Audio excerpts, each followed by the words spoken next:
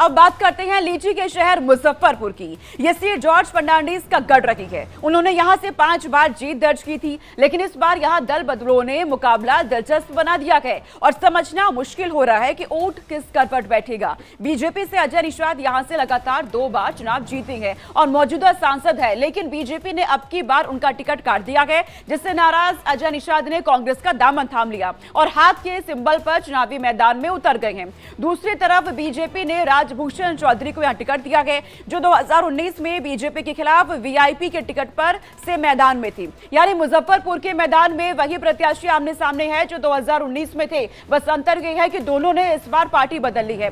दल बदल का ऐसा चकल्लस आपने और कहीं नहीं देखा होगा। बदले समीकरणों के बीच क्या है मुजफ्फरपुर का मिजाज, देखिए इस रिपोर्ट में।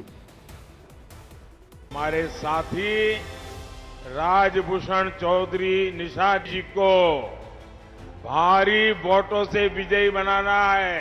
जिस दिन पटना पहुंच गए उस दिन लोग का पतन शुरू हो गया। 10 साल पहले महंगाई की स्थिति क्या थी? तब एक ही गाना चलता था और बिहार में तो बहुत चलता था, महंगाई डायन खाए जात है। बिहार का मुजफ्फरपुर शहर शाही लीची के लिए दुनिया भर में मशहूर है। ये साहित्यकार देवकी नंदन खत्री, रामवृक्ष बेनीपुरी, जानकी वल्लभ शास्त्री और क्रांतिकारी खुदीराम बोस की स्थली है। लेकिन लीची की धरती का सियासी मिजाज एकदम जुदा है। इस बार मुजफ्फरपुर का चुनावी प्रत्याशियों के दल बदल की वजह से भी बहुत दिलचस्प हो गया है। कौन नेता किसके साथ है और किसका समर्थन कर रहा है, ये समझना टेढ़ी खीर है।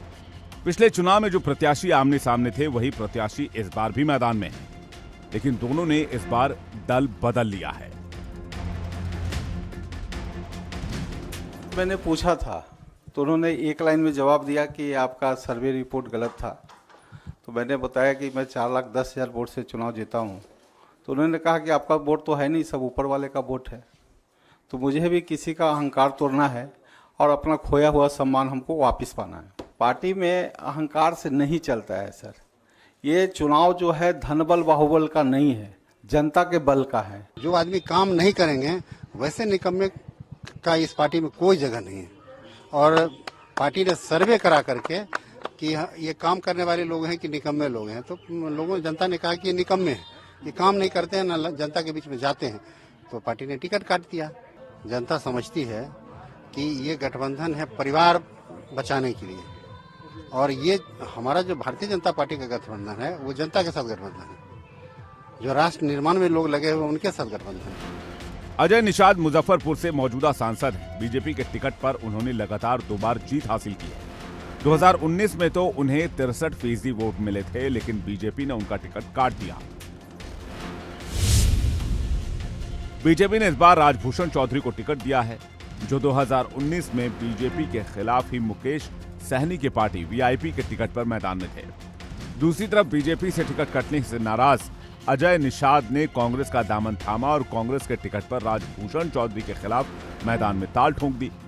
अजय निषाद कद्दावर नेता कैप्टन जय नारायण निषाद के बेटे हैं। दल बदल के इस खेल ने मुजफ्फरपुर में लड़ाई रोचक बना दी है।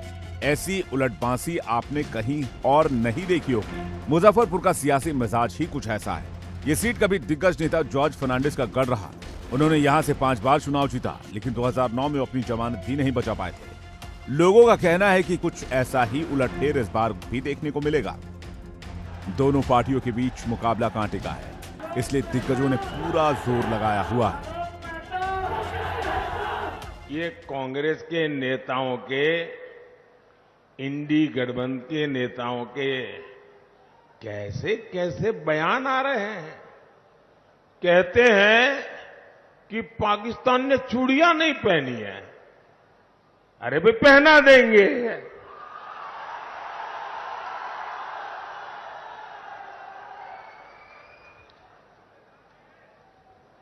अब उनको आटा भी चाहिए,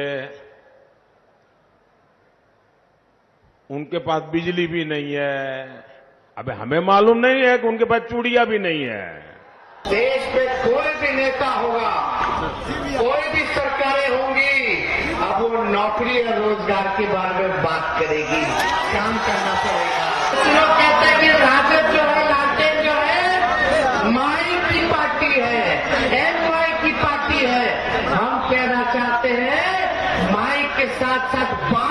पार्टी है ये। बीजेपी ने अजय निषाद का टिकट इसलिए काटा था क्योंकि आंतरिक सर्वे में उनकी रिपोर्ट ठीक नहीं थी, लेकिन उनकी बगावत ने बीजेपी की राह में कांटे बो दिए हैं। 2009 में जय नारायण निषाद की जीत के बाद से ये सीट निषाद परिवार के पास थी, लेकिन इस बार प्रत्याशियों के दल बदल से वोटर भी कंफ्यूज हैं।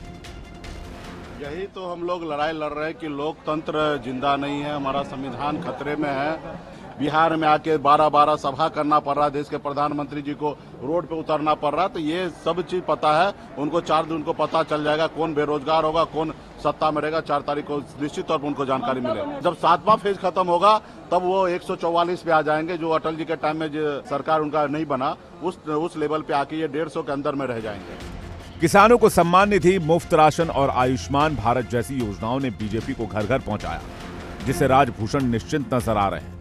हालांकि विधानसभा का गणित देखें तो एनडीए और महागठबंधन के बीच मुकाबला बराबरी का है। 6 सीट में से दोनों गठबंधन के पास 3-3 सीटें हैं। मुजफ्फरपुर में सवर्ण वोटर्स का दबदबा है। यादव और मुस्लिम वोटर भी अच्छी खासी संख्या में हैं। अब देखना है कि मुजफ्फरपुर की शाही लीची का स्वाद किसे मिलता है।